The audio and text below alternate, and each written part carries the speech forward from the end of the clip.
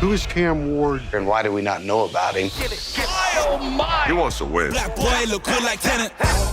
There's a certain kind of quarterback you can't turn off. I said my comp for Cam Ward because of the way he plays. He reminds me of Patrick. He reminds me of Mahomes. Not the clean, textbook guy who does everything by the book. The other kind. The one who escapes a collapsing pocket, spins away from a sack, and throws a strike 40 yards downfield, falling sideways, off his back foot, like the rules of the position don't apply to him. The kind of player where you lean toward the screen every time he drops back, because you have no idea what he's about to do, and neither does the defense. That's Cam Ward. He is, straight up, one of the most entertaining players in football. A gunslinger who turns broken plays into highlights and makes throws that shouldn't be physically possible. He plays quarterback like a kid on a playground who never got told to stop improvising. Fearless, creative, electric. So you'd assume a talent like that was obvious from day one. A 5-star prodigy, a kid every college in America chased. He was the opposite. Coming out of high school, Cam Ward had 0 recruiting stars. Not a single major program offered him a scholarship. The entire sport looked at maybe the most naturally gifted improviser of his generation and saw absolutely nothing worth chasing. The player who would one day throw more touchdowns than anyone in the history of college football and go #1 overall in the NFL draft couldn't get one real offer. Now, who is favored to be the first name called? Cam Ward, #1, seemingly the thing. Yeah. To the Titans. He reminds me of Patrick. He reminds me of Mahomes with how he can be unconventional, throw the football from all different kinds of weird angles. How does that happen? How does a talent this loud stay invisible this long? This is the story of the most entertaining 0-star recruit football has ever seen. Let's get into it. To understand how the entire sport missed Cam Ward, you have to understand where he came from and what he was doing when scouts weren't looking. Ward grew up in West Columbia, Texas, a town of about 3,000 people tucked between Houston and the Gulf Coast. He went to Columbia High School, and by any measure, he was a great athlete. But here's the catch. His football team ran the wing T. If you don't know what that means, here's all you need to know. The wing T is a run-first, deception-based offense built around handoffs and misdirection. It is, essentially, the worst possible system for showing off a quarterback's arm. Ward barely threw the ball. His senior season, he completed just 45% of his passes for under 1,000 yards and 8 touchdowns. Read that again. Those aren't star recruit numbers. Those are numbers that get you ignored. And Ward was, completely. Recruiting services didn't underrate him. They didn't rate him at all. He was a 0-star recruit, which in the modern recruiting machine is almost impressive in reverse. It means nobody in the entire ecosystem thought you were worth a grade. But here's the tell everybody missed. Football wasn't even his best sport on paper. Basketball was. Cam Ward is the all-time leading scorer in his high school's basketball history. And the coaches who eventually took a chance on him have said it out loud. It was the basketball that sold them. Watching him on the court, they could see the things a wing T box scorer would never show. The way he read space, the way he communicated and commanded, the competitiveness that poured out of him. The arm talent was real. You just couldn't see it inside the offense he was trapped in. So when that one coaching staff spotted him at their summer camp, they saw what everyone else had missed. Picture the scene. Dozens of high school kids, and the staff has already sorted them. The real prospects, the ranked ones, on one side of the 50-yard line, and everybody else, the long shots and the nobodies, on the other. Cam Ward was on the nobody side. And then he started throwing, firing missiles across the field like he'd wandered in from a different level of football. The coaches would later call it the best camp performance they'd seen in years. So they did something no one else in the country did. They offered him a scholarship. The school was Incarnate Word, a small FCS program in San Antonio. Not a blue blood, not even an FBS team. It was, for all intents and purposes, the only real door that opened for him. And Cam Ward walked through it. Here's the thing about giving Cam Ward a door. He tends to blow the whole wall down behind it.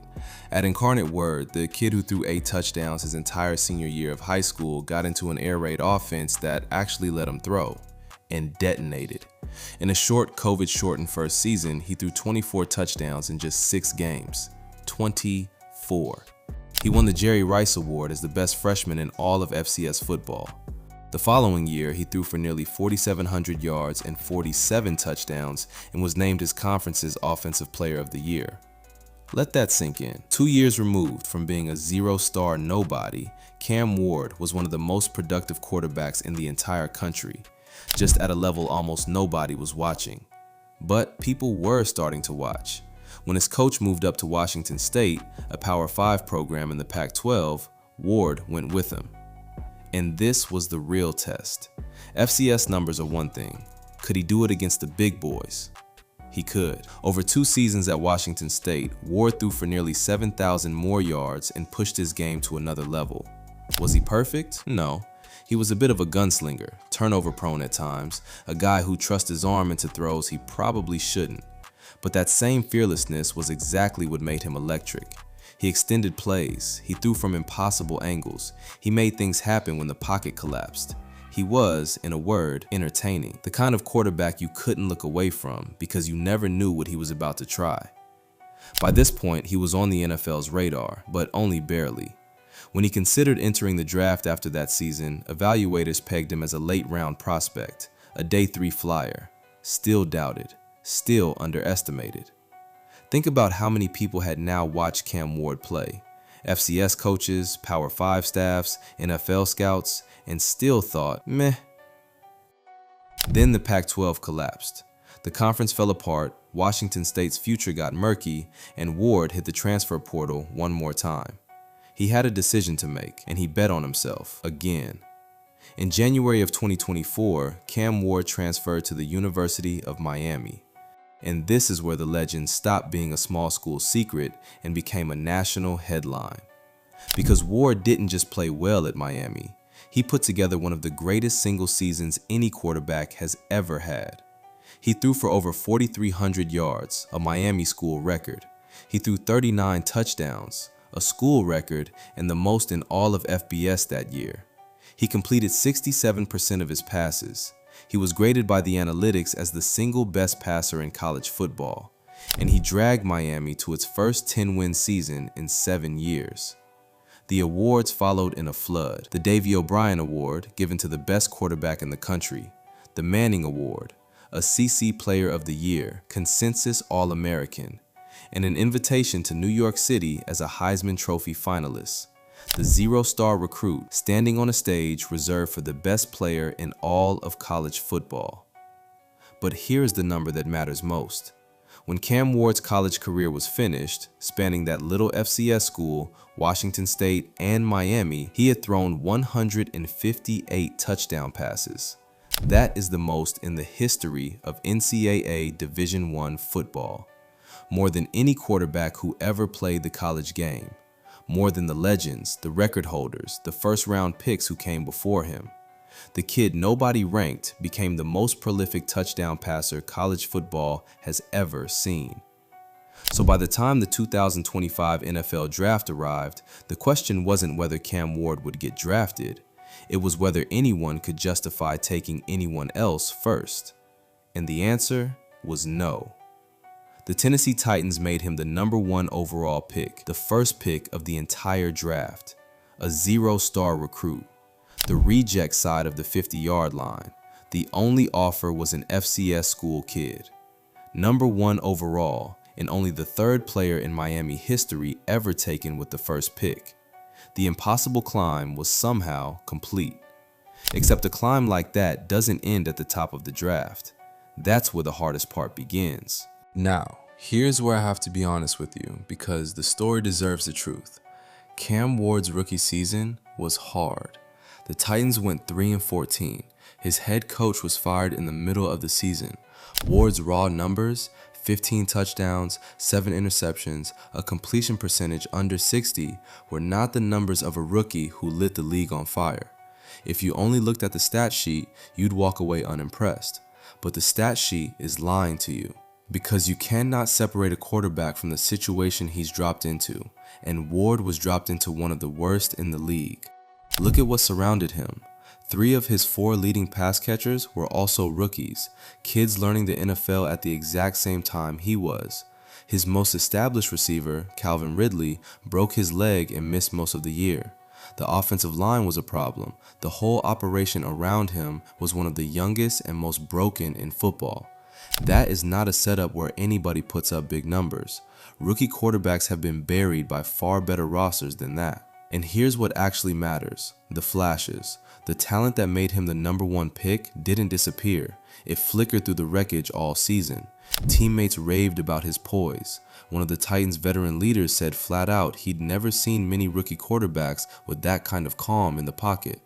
Ward was comfortable enough, confident enough, that he was suggesting plays to his own coaching staff. He was the first rookie ever featured on Netflix's Quarterback series. And down the stretch of the season, as brutal as it was, he visibly got better. The game slowing down, the reads getting cleaner. Then he hurt his shoulder in the final game of the year. A sprain, nothing that needs surgery, nothing that threatens his future. And his future is the whole point. Because the Titans aren't treating year one as a failure. They're treating it as a foundation. They brought in a respected new offensive coordinator to build around him.